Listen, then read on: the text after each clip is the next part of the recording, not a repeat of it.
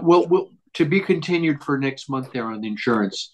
Anyway, welcome everyone to our January 2025 uh, ICB meeting. I've got a report here from Louisa that I'll read out to you. Uh, by now, everyone has received their property tax bills. The town's portion went up 7.4%. Much of the increase is due to an increase in employee costs, contributions to New York State retirement system, contractual expenses, and a 17% increase in health insurance.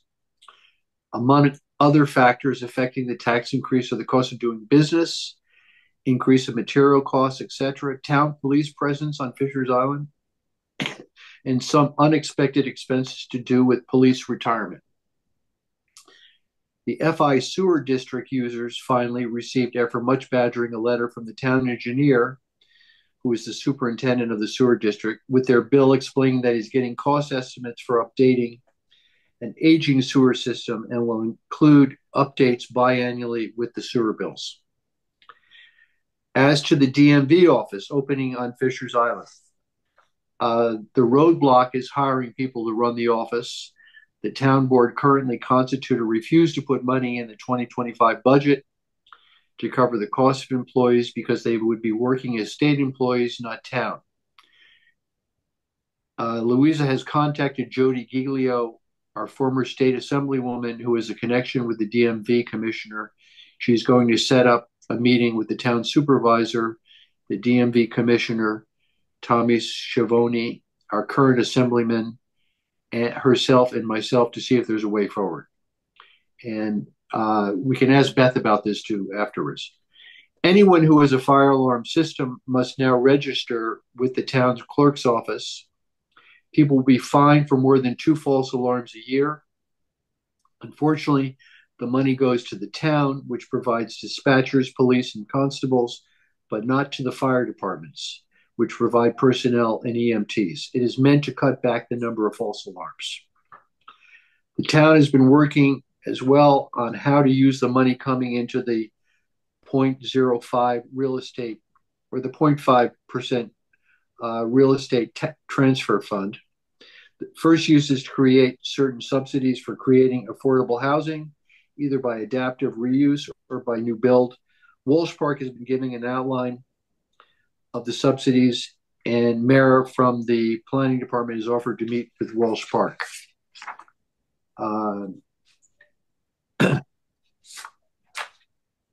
Walsh Park representatives and any other interested party to go over the subsidy program.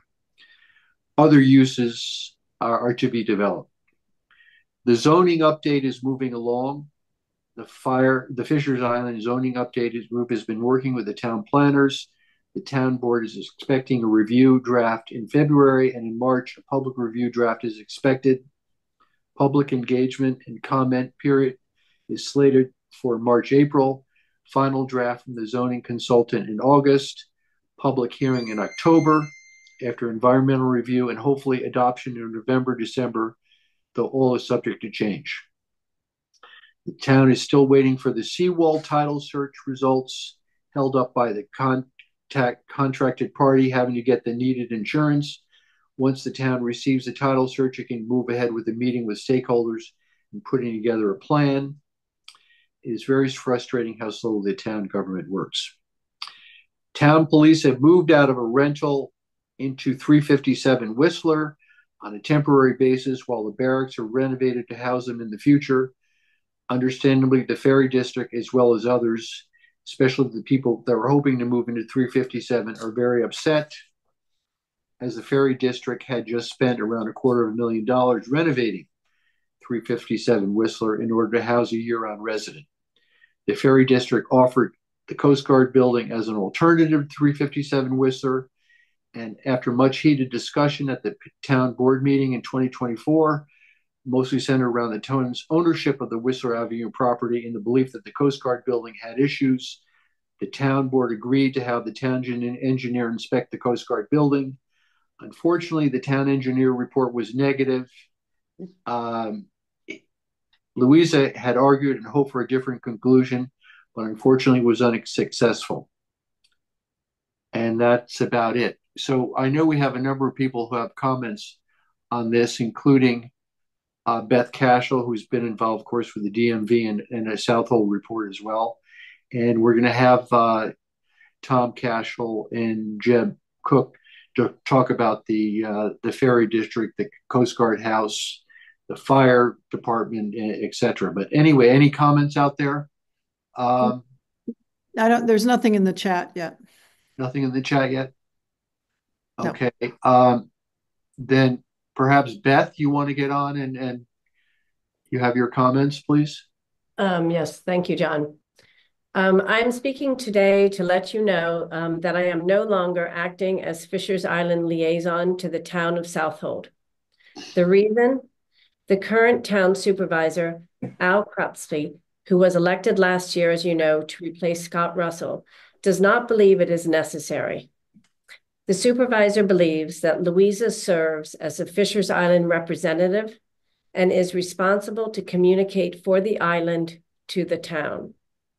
Also, the supervisor states that it is Louisa's job to inform the Fishers community on town issues. With regard to the DMV, as you all know, I've spent the last few years working on the DMV project on behalf of the island. I, along with the community center and the state DMV, have spent an incredible amount of resources making this a reality. We had Fishers Island designated an official DMV. I met weekly with DMV officials from Albany, figuring out systems, policies, and trainings that would work for our island. DMV employees traveled to the island to install systems. The community center generously provided space and funding and time to make this happen. The last step was to hire staff.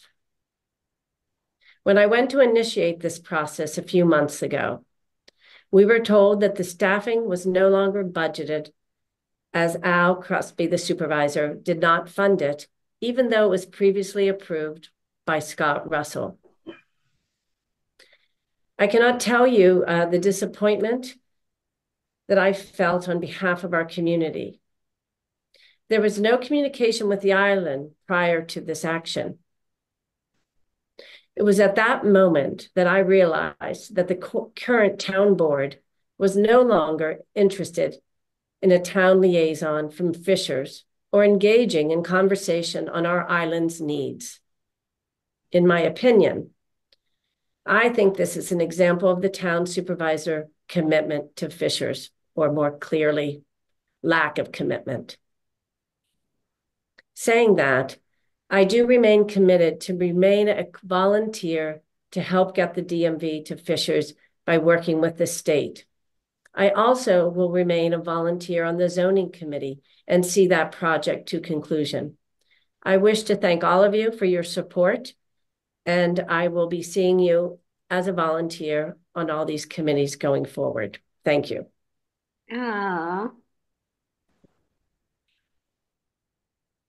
Beth, I'm sorry this is how it all unfolded.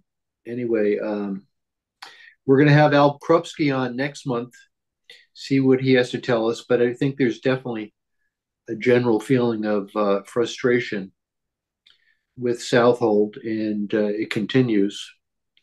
And I think enough that enough people are talking about even exploring what our alternatives are, if we can somehow become a bit less dependent on Southold. Anyway, to be continued on that. Stanley, are there any comments in the? There's a comment about the tax that you mentioned. The question is the 0.05 tax that John referred to for subsidized housing different from the 2% tax on land sales for open space? That tax that they're speaking of goes back to when they made the change where they added that for the Peconic Bay tax, when they added the 0.05, and that percentage increase. Remember when I was on the housing committee, the housing advisory committee, and we came up and we presented about a year or so ago on how those funds were going to be utilized. That's what that refers to. It was specifically going to be utilized for specific things. And when I was working on that committee with and Mayor, who is speaking to Walsh Park, the things that could be used for was specifically in ways we made sure that Walsh Park or other people on this island could use it. So it is, and in addition to that, it's being allocated separately in a different fund, but it is part of that money that comes from real estate sales. Okay. And Has Beth, go ahead. Wait, I have a question. Beth, to your knowledge, has any of that 0.05% come back to Fishers yet? Not to my knowledge. And I think, but there are conversations going on. It just sort of opened up. It just started coming back. And I think Walsh Park, though, is in communication on how to utilize it. And I'm not sure if they've gotten any funds, but I know they're in conversation regarding it. One thought I have, if Beth can no longer be our liaison, I think we have to. Louisa doesn't seem to be available for our ICB meetings on a regular basis. So I do think one thing we might have to think about is maybe we change the time of ICB. I mean, we have to have somebody here who can answer questions. But Bailey, she did write this report. So I mean, I think that's. No, she totally did, and I, that's great. But like here we are. She's not here to respond to our questions. Right. We need. She can't be because it is. You have this meeting on the same day that you have the town meeting. So she's in Southold right now. So I mean, it's not that she's not choosing to. It is no. I totally understand that. I'm just suggesting that we might have to consider moving the ICB meetings to a time that accommodates Louisa's schedule. Because I think it's important. I think we should discuss that. That's probably, because this is. We have to have somebody who can answer these questions. Otherwise, we just go around in circles. We need our voices to be heard there, right. And we need to hear what's going on. So, and Beth has been so helpful there, but if she can't do it, then we need to figure out a solution here. Anyway, any other questions out there? For Beth or anybody? No. Thank you, Beth, for everything you've done. Yeah, thank you, Beth. Thanks I know you really tried hard there, so I know it's frustrating, but let's see if we can talk to Al Krupski next meeting. In the meantime, now we're going to talk about.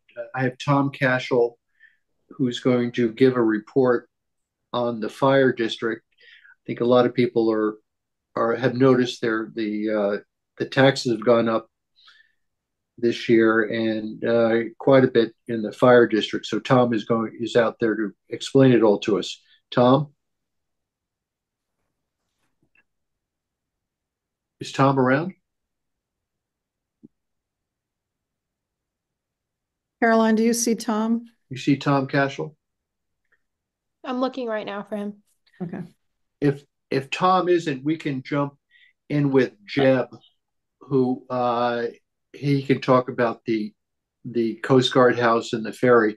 Jeb, why don't you discuss what you know out there? Sure. Hi, everyone. Hi, Jeb. I wanted to first touch base on some ferry business regarding the new ferry. Back earlier this fall, we had engaged a naval architecture firm called Gloston to help us with ferry design. And since then, we've been meeting weekly as the design comes together. And we'll probably, it should go through June before we have a comprehensive design package. But if anybody's interested in seeing where we are or a concept drawing, you can go to our website, and under the news section, you'll see a rendering of where we're going, an exterior profile view. Jeb, what's the approximate budget on a new ferry? Approximate budget is somewhere from 17 to 23 million. Oh boy. Yeah. And at this point, we've talked about financing, but we're nowhere near where, to move forward on one yet, but at least we'll be ready. Okay. You want to give us some color on this? Sure. Police barracks situation? Sure. I mean, that you presented most of the facts. As you all may know, we did close on the Coast Guard house in early December. And our hope was that the town would find this building suitable. It is a very nice house. Anybody who wants to go see it, it is a very nice house. In late December, the town came out and visited, took a tour of both 357 and the Coast Guard House, and it was quite apparent with that visit that it was the town engineer, a couple of public works, and the police, that their goal was 357 based on the amount of time they spent there and the measuring of curtains. We went to the Coast Guard House, and that was a relatively brief visit.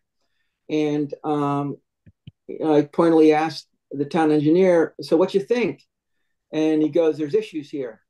It's unsuitable." And I said, "What's unsuitable?"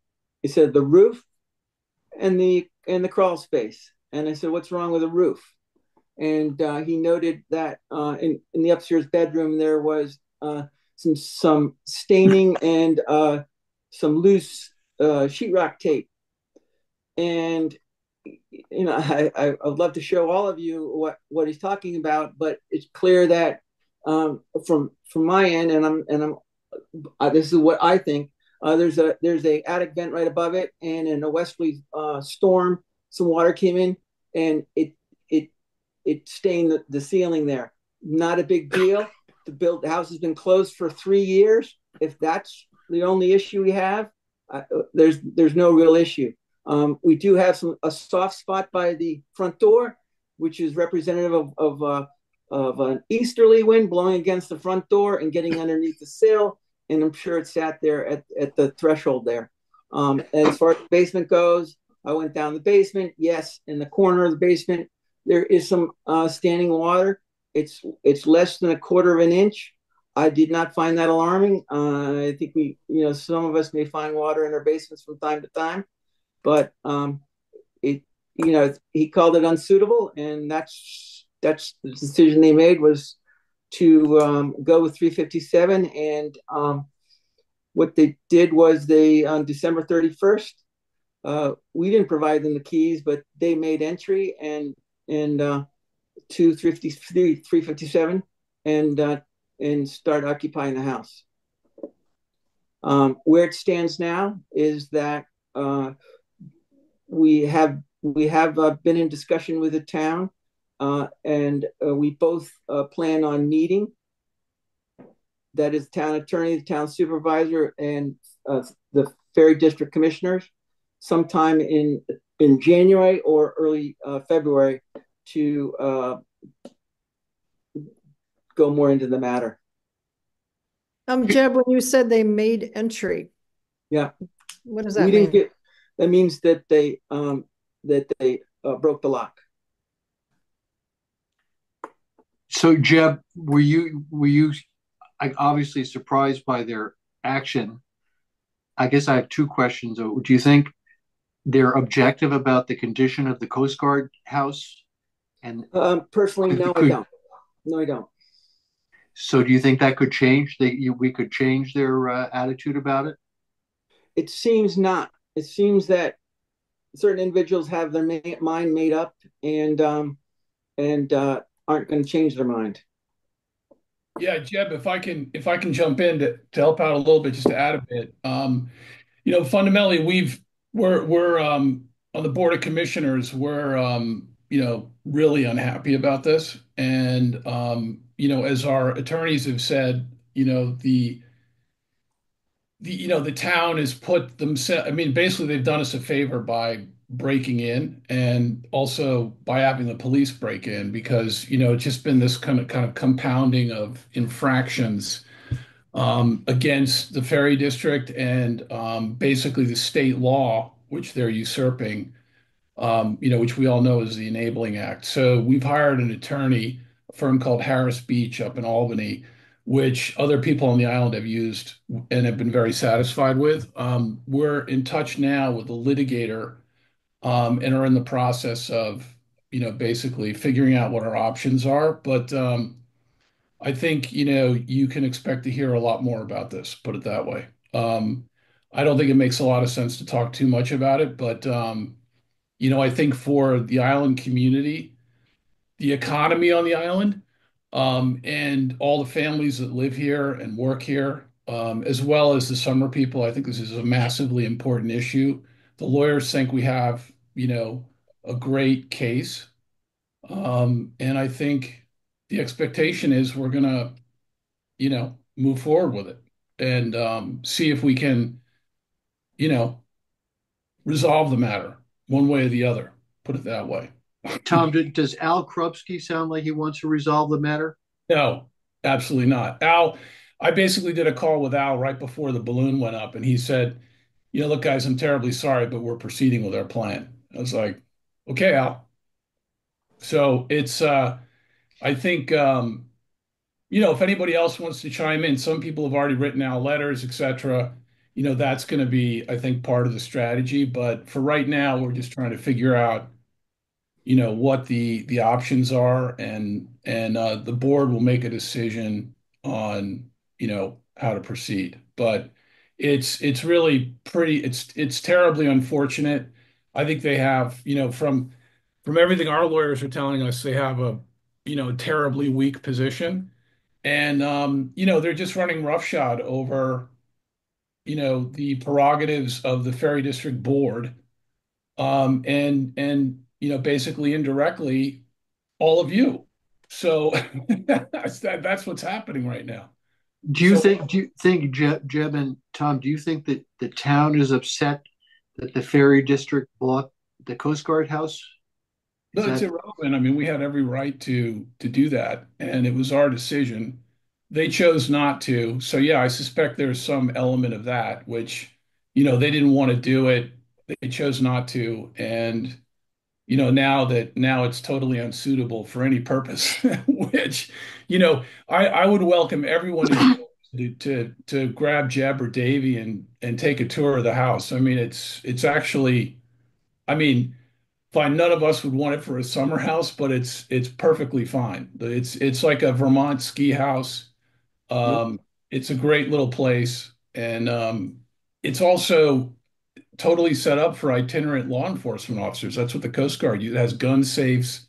It has lockers for the guys to put their gear in. There's one big bedroom on the downstairs with its own bathroom and another one upstairs. So if there were a male and female officer, they could be totally separated. I mean, it's a perfect setup. But There's whatever. actually four. There are actually four bedrooms in there, Tom. Right, exactly. But And in the meantime, though, if the police don't use it, Jeb and Tom, what are you going to do with this house? well, I think what's going to happen is, we're gonna have a discussion with the town. I think we prefer to have the police in that house, but who knows what the final resolution will be. And I think, ultimately, if we can't, the original plan was to put a family in 357 Whistler. And if we can't do that at 357, perhaps we'll do it at the Coast Guard House. Um, but we've got to figure that out. I think we have to, let this play out and see where we end up. So can I ask you a question, Tom? So is the concern here is the fact that the town has just taken over a property without following the directives of the Enabling Act? Is that correct? Which is a state law, and as you remember from your high school business law 101 or whatever, the state laws takes priority over local law, right? So they have no right to usurp our board, right? They just don't. So that's the first issue. The second issue is, yeah, they broke into the house and they used the police to do it. So the individual police officers could have their names referred to the Attorney General of the state of New York for improper, actions, which obviously we have no interest in doing that. But I mean, all this stuff just kind of layers up, and it's a big deal. So, and the next question is, if they are able to do this, what would keep them from coming over and taking another property that they own that the ferry is supposed to manage. Yeah, exactly. Exactly. I mean, like, could they come over and suddenly toss out one of our contractors and just decide they want that building for their police motorcycle housing? Well, yeah, that's what we're concerned about. Mm-hmm. If So, anybody wants to read our enabling act, it is posted on our website as well. So if I may say, because there was something written in the town when the town had this conversation that the word profiteering came up, that our ferry was profiteering and that this issue was about a house and wanting to rent it. But what I'm hearing, and please clarify if I'm hearing incorrectly, is that this issue is a much bigger issue. It's about how the properties that are owned by the town are managed and who has control over them. And I think at one point I was told there are 18 different contractors who have local businesses. So if we as a community, that's Fisher's Island, we elect a ferry board, they represent us, they speak for us as an island, don't manage that, then this town board that has no input really from us could use that for any way they want, which puts every contractor and any town property and any town business at risk if this issue isn't resolved in our favor. Is that correct? Yeah, that's it. So when I was years ago, when I was on the theater committee, we approached the town about buying the theater. And the town said, sure, you can buy the theater. That's great. But you have to get approval from the Ferry District because of the Enabling Act. Right. So now they're just ignoring that they're ignoring that law because it suits them. Exactly. It's inconvenient. Mm-hmm. So Well, we need to get Al Krupski to really pay attention to this. I suppose the lawsuit is one way, but maybe we should write a letter ourselves and make sure the ICB voices their concern. But, truthfully, when you had two ferry board members meet with, who are ferry elected officials for the town and met with Al, so Al is well aware of this issue, but I think everybody who is listening, not just ICB, but everybody should be writing. And I think at all times, everybody should be writing, because when no one speaks up, they're not going to do anything on our behalf. So we have to speak up. And I think, John, what their position has been kind of that, it's important to have the police there. We need them for the school. That's all true. But basically, what we've tried to do with them is have kind of an open and, honest conversation, good faith conversation about the two assets that are available to house the police. We have 357 Whistler and we have the Coast Guard House. And we've never been able to have a conversation with them about the relative merits of one house versus the other. It may well be that when we have that conversation, everyone agrees, fine, 357. But what they've done is they've just completely ignored us, and they've gone about, doing whatever it is they feel is right. And the problem is that, our board has certain prerogatives that I think it's important to the whole community to stand behind. Right. And these guys, I mean, they're all nice people and everything, but they're just trying to get something done. And we've acknowledged from the beginning that it's important for the police to be here, and that we've even said to them, look, while when I was on the phone with Al before the balloon went up, I said, Al, look, let's have a standstill. Let's go on hiatus for a month. Let's take a month. We'll come over to Long Island and meet with you. Whatever we need to do to iron this out, I'm sure we can figure it out. And in the meantime, the police, because they were coming out of Spofford's house on Jan 1 at the end of, was it January 1st? They're more than welcome to use the Coast Guard House gratis as our guests. And let's take a month and figure it out. And he's like, look, guys, we're just proceeding. Sorry, we're done. We're moving forward. So, he really just backed us into a corner, and it's a tough one. Who pays the taxes on 357 Whistler? We have been paying the taxes up until they broke in. Now they're paying. They've removed the taxes from our So- bill. So we, the taxpayers who pay into the Ferry District, we are all paying the property taxes for all the property owned by Southold, managed by Ferry? Well, that's a total double. Yeah, it is another double dip, but that was a battle that was fought. Everyone will probably remember a couple of years ago, and we lost that one. So yeah, we pay property taxes on the the houses, the properties that we lease that are owned by Southold. And does Southold intend to pay rent on 357 Whistler? Great question. We don't know the answer to that yet, but we would certainly like them to do that. Yes. Mm-hmm. And Jeb, as far as the Coast Guard house, will that be made available to anybody soon? As soon as there's some resolution to our present situation, as Tom said. Okay. I have a question in the chat. Okay. The question is, it is my understanding that prior to the approval of the bond for the Ferry District to purchase the Coast Guard building, the Ferry District representatives met with the town board members, not in an official town board capacity. Can you elaborate what this meeting was and what was discussed? After this meeting took place, the board approved the bond. Curious what transpired and would love some transparency on this topic. There's a little typo, so I don't really understand. I think it's just, please clarify. I don't know what meeting is being referred to. It's a typical, the process is laid out and we've gone through it time and time again.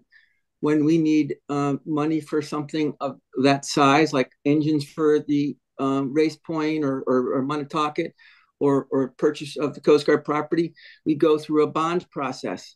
And that bonding process, we get lawyers involved, and we talk to a bond counsel.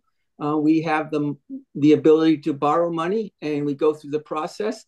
And the town has the ability to vote yes or approve it, and they did, and we move forward. But there was no meeting. I have another question that's come to me privately, and it says, why do the police park 3 across the back lawn and not 2 on the parking pad, 1 on gravel? Asking, as there was a huge sinkhole on the back lawn of the apartment building last year. Have to ask the police.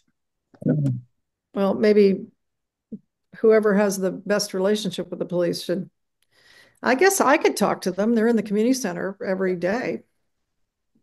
I could tell them to park differently.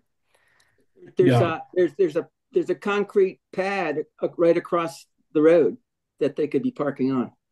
I think that's the person who texted me. That's the point. Yeah. Like, why are you parking 3 across the back lawn? They probably just don't know what to do. I mean, the local police officers who are here couldn't be nicer, and right. They're pawns in all this. Yeah, exactly. Yeah. And I don't think I've informally talked to them, not about this Ferry House issue, but just in general, because they're in the community center. And I don't think most of them are overly keen on Mr. Krupski.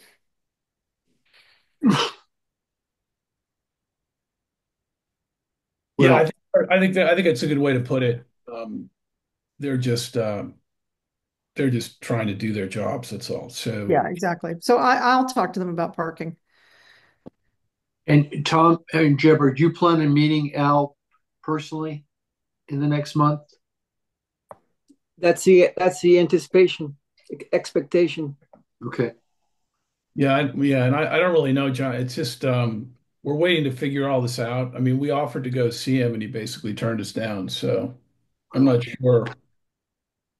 I suspect somebody's going to be visiting him. Put it that way. I don't know if it's going to be us. Right. Oh, you mean it's going to be your lawyer? Is that what you're referring to? Yeah, exactly.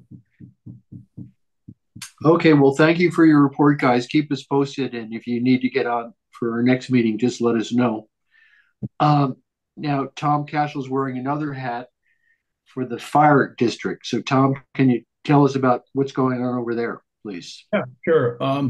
Well, I have the distinction of also being a fire district commissioner, and we passed our sort of late last year. We passed our new budget, and everyone saw that come through. We all saw that come through on our property tax bills.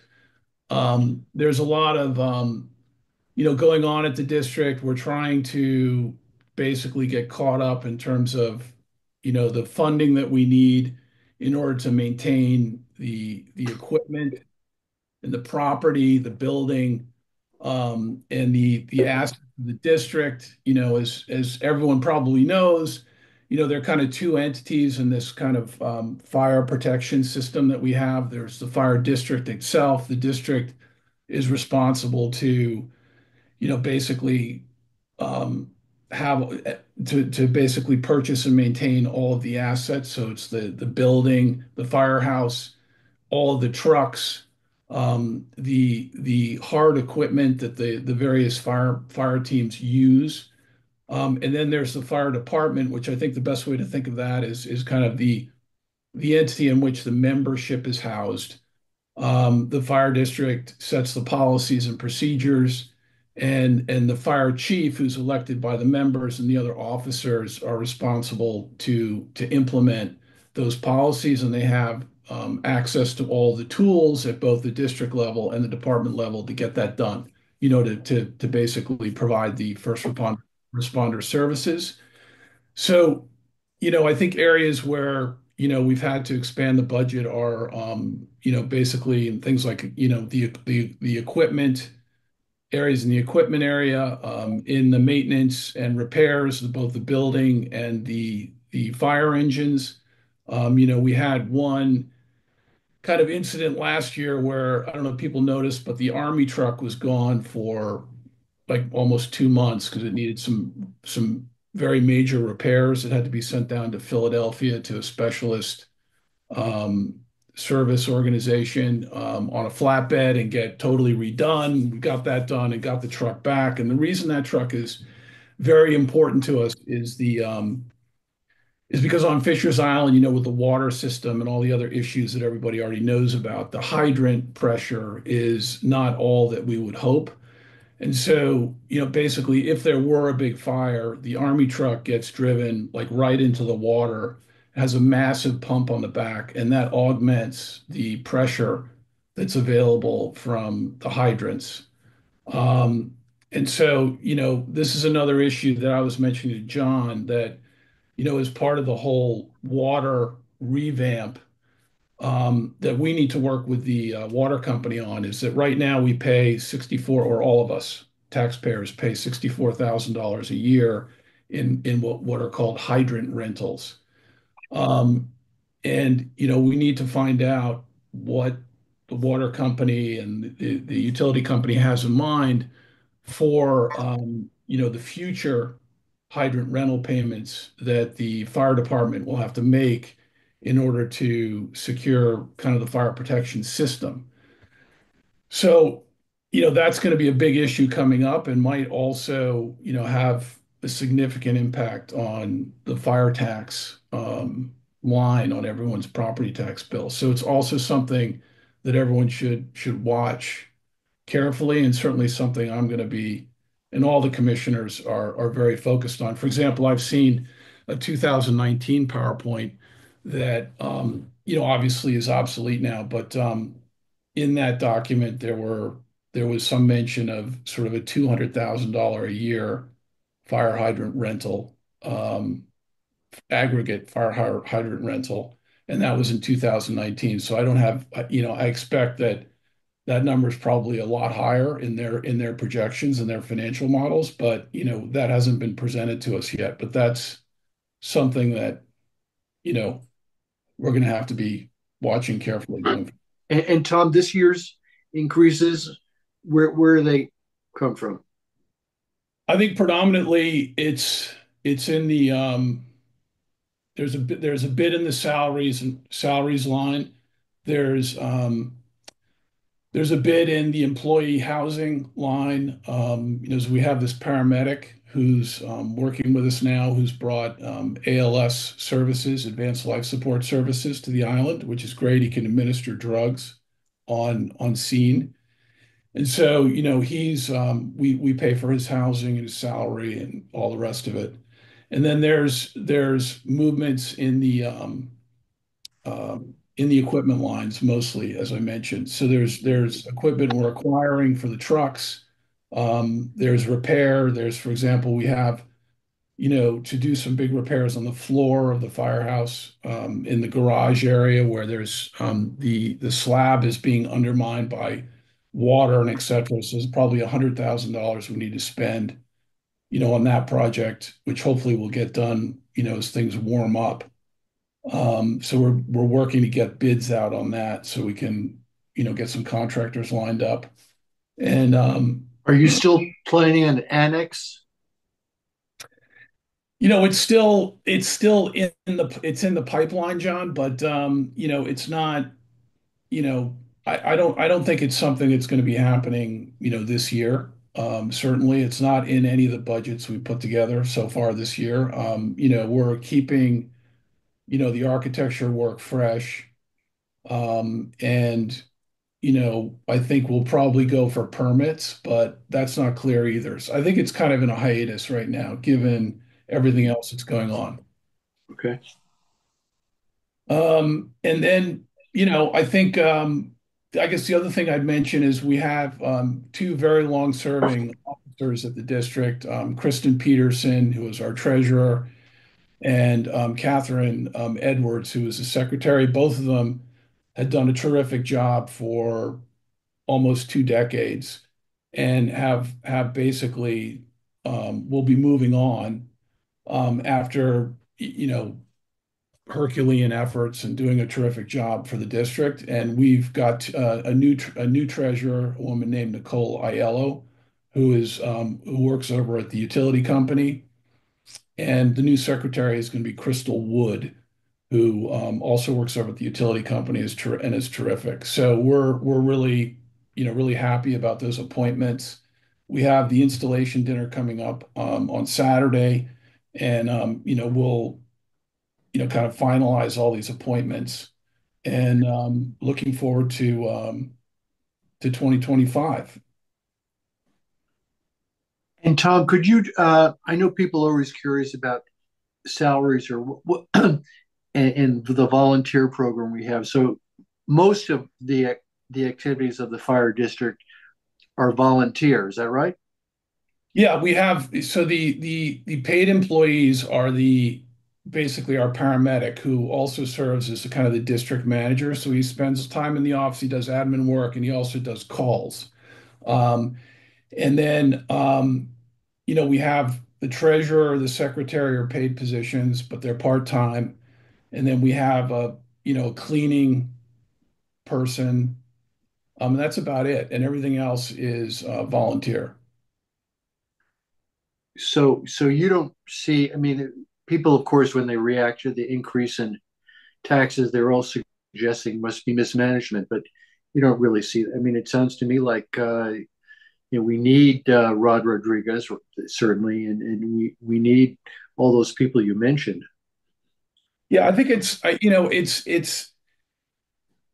mean, I wouldn't say it's mismanagement. I just think it's there's been, they've just, I don't know. I think they could have been raising the levels of funding, more gradually over time. I think now Right. that we've got ourselves, solidified, we have, done a ton of work on a line by line basis going through this budget, that we're in a good place to, basically have some moderate growth in this, going forward if we need to, but only if we need to. And then, if we're going to do the second floor, then obviously that would have an impact because of the bonding.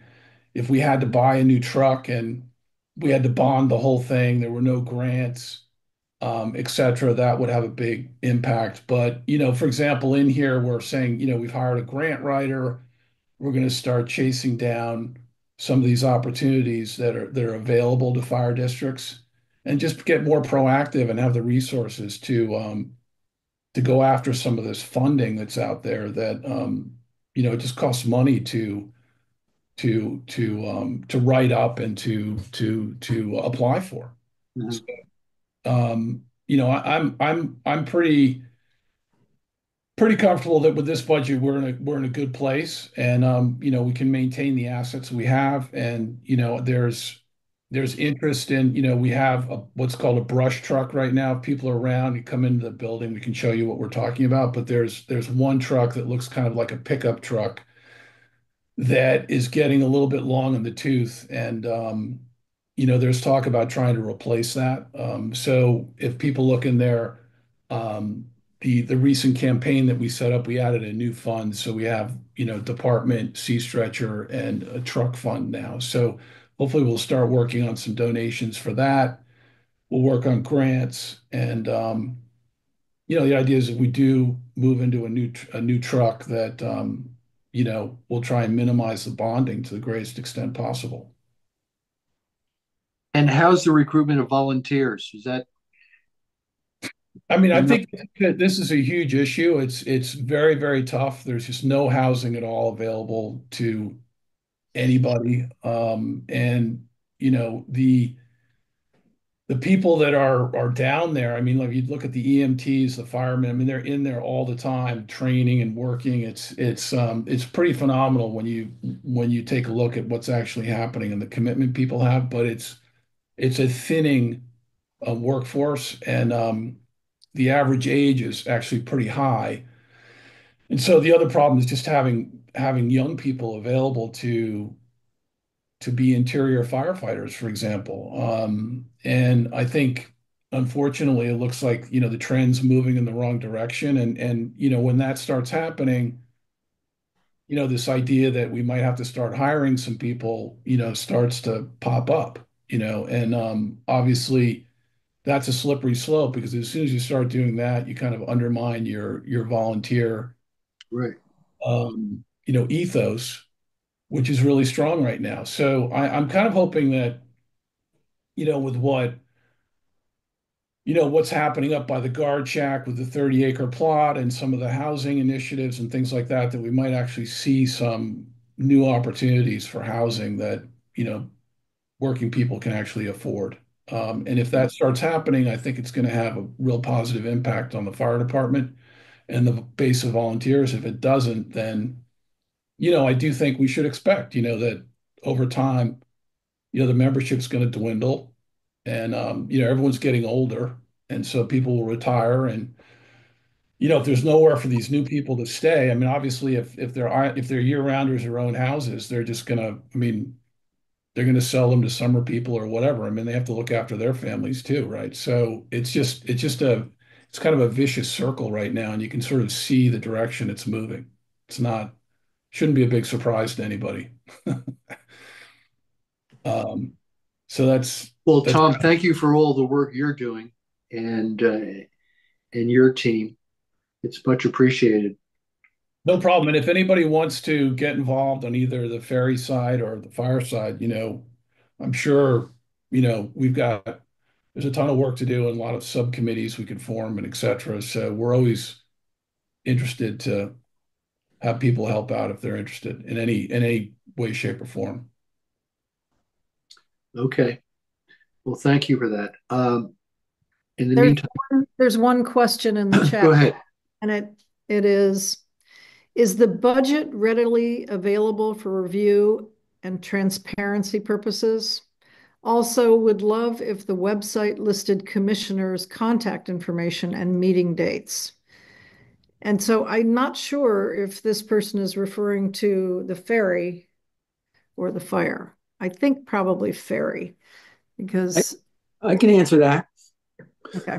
On our website, fishersonferry.com, we have not only our budget, it's found under financials, our 2025 budget, and under About Us, I believe the listing of our commissioners are there, and they are all local residents. I'm not sure their contact info is there, but they do live on the island, and I'm sure that you'll bump into them at some point during the day, and we can work on getting their contact info up, as well as our scheduled meetings are posted on the website as well for the entire 2025 year.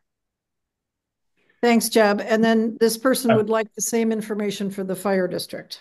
Yeah, I saw that. Yeah, the fire department has a website, the district does not. So we can, I think certainly the budget and everything is available if people want to look at it. If come down to the firehouse, we can print out a copy and give it to you. And I believe I'm not sure if Jane has everyone's contact info and Fishnet, but I can get that out to people who are interested. No problem. Thanks. Thank you, Tom. No And worries. Jeb. Anything else out there? It looks like next month we'll have. Sorry, the only thing I just wanted to mention, excuse me for interrupting, John. I just think we should be so grateful to these island volunteers who put in. Gosh. I can't even imagine how much time someone like Tom puts because he's wearing two hats. And I think of Dave Congdon as wearing two hats now. I think we should be incredibly grateful that these people want to put in all And this. I think still on that note, also, we should applaud the efforts of the utility company, the water company guys that really pulled through during Christmas time and That was really fix that problem. That was really extraordinary. That was a tremendous effort. There were, under Chad Maroka's direction, that problem was fixed. And for anybody listening who doesn't know, there was a break in one of the pipes up near the water plant, and the water went out on Christmas Eve, and we had water back in, I think, 7 hours. And Elizabeth Reed just told me that the city of Richmond had some sort of a pump malfunction.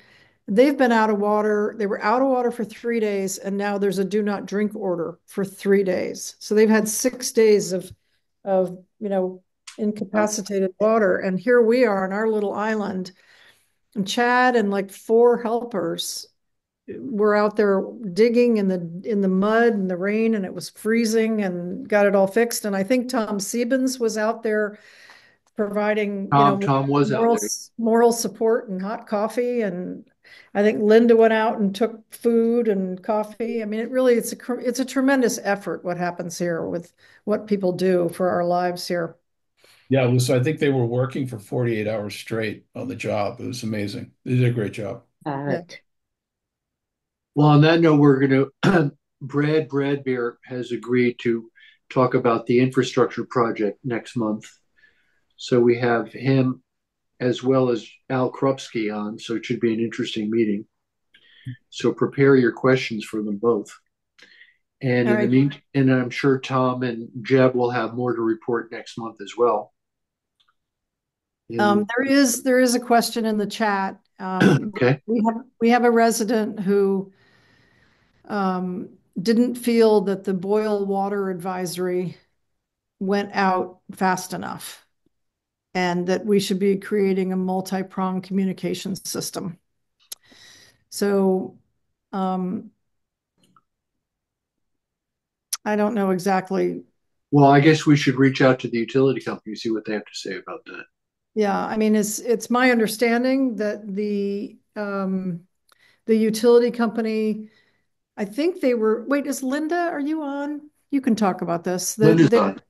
They're told by the state that they need to like put it on the radio station and put it in the newspaper. Well, we don't have either. And so the utility company people went door to door. It was actually the fire department that helped the utility company. So when did they do that? Because I think our resident thinks that it took 36 hours to do that. And I don't think that's right. I think they were out that day. I believe it was the next day. I know there was many people not there because it was Christmas. So, if they weren't there, they didn't get a notice and leave it. But the utility company was told that Fishnet wasn't really the way it was supposed to go out. So they were either required to post it in the newspaper, radio, or they had to go door to door. And so they went door to door. They went door to door. I wasn't on the island, but I got a text or email, or there was something that came through my phone letting me know what was happening.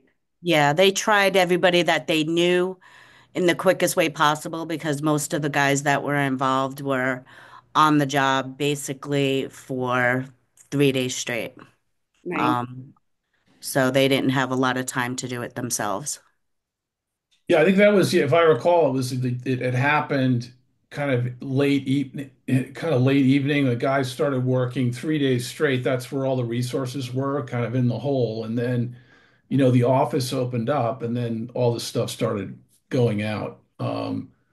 So yeah, it's. I think they did a great job. It might have. I don't think that the notice was necessarily slow coming out. And I know from all this other stuff that I'm involved with that the state is requires us to send notices to the New London Day and things like that, which don't necessarily have much to do with Fisher's Island, but yeah, there's some pretty esoteric requirements. Right.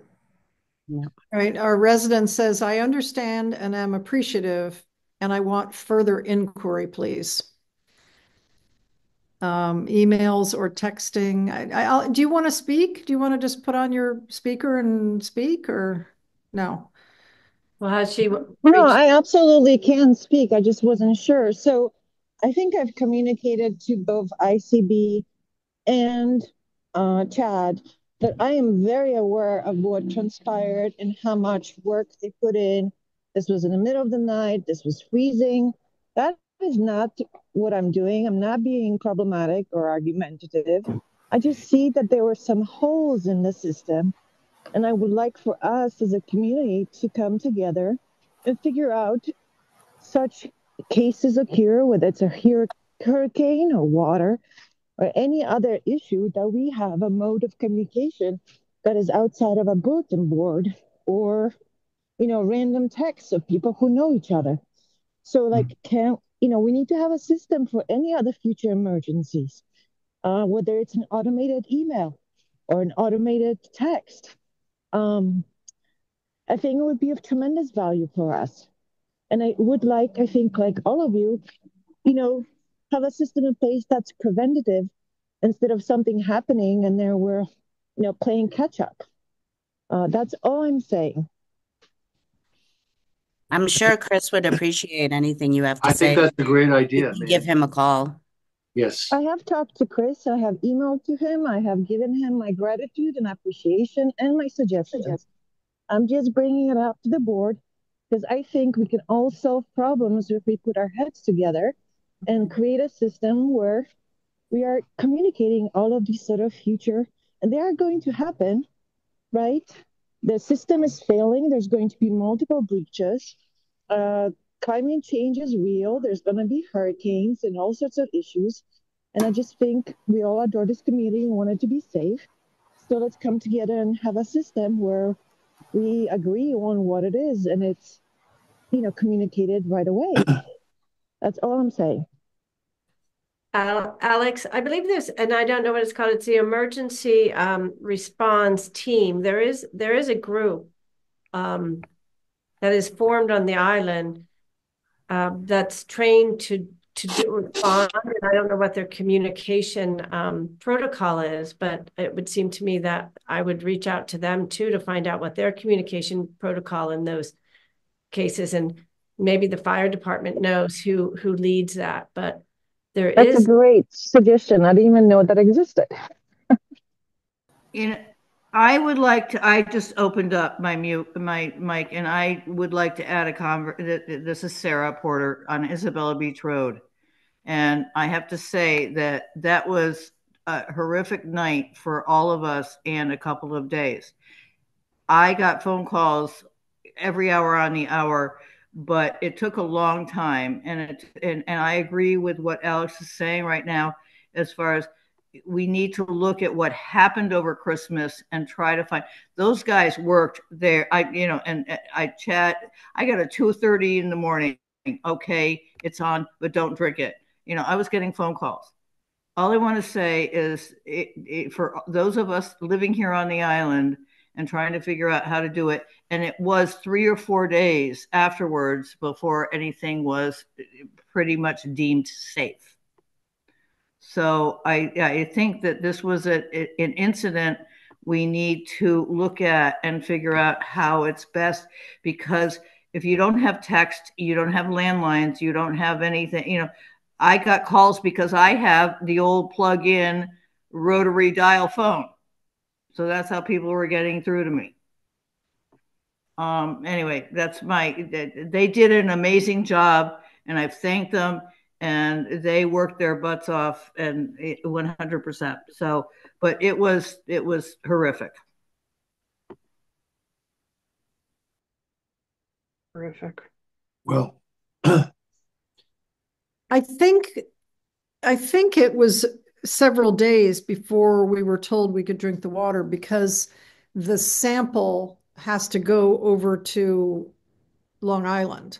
Like, I think Chad was testing the water here and it was fine, but Southold has to test it and say it's fine. So I think that's what that 3 or 4 day thing was about. Linda, do I have that right? They have to have 2 samples, each 24 hours apart. So we had one of the guys actually drive to Long Island for the first sample, come back to the ferry the next day, pick up the second sample, and drive back to Long Island. And the state actually opened a lab on a holiday weekend in order to make those tests happen, so we could get it done faster. I have a question, just to be clear, Beth, did you say we do have a emergency alert system out there already?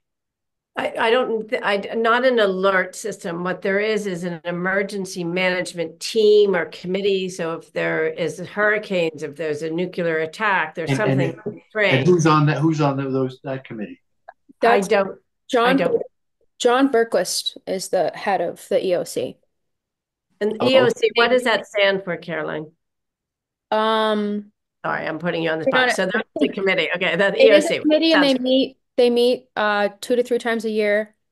And I think it's mostly having to do with if the nuclear power plant blows up. Yeah, it's Millstone. Yeah.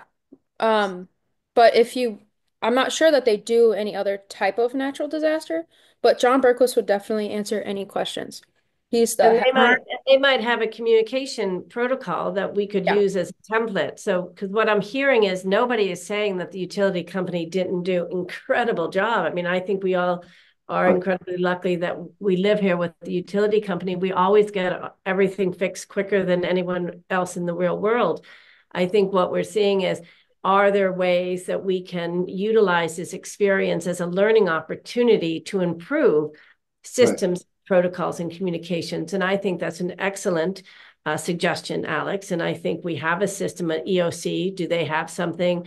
It's for everything. It's if something happens at the school. I think community-wide, how do we communicate in these kind of instances? So I think that's I agree, Beth. We should pursue this. And Caroline, let's reach out to John as well, find out what he knows. And Johnny Berkowitz, he's the emergency thing. He was in charge all during 9/11.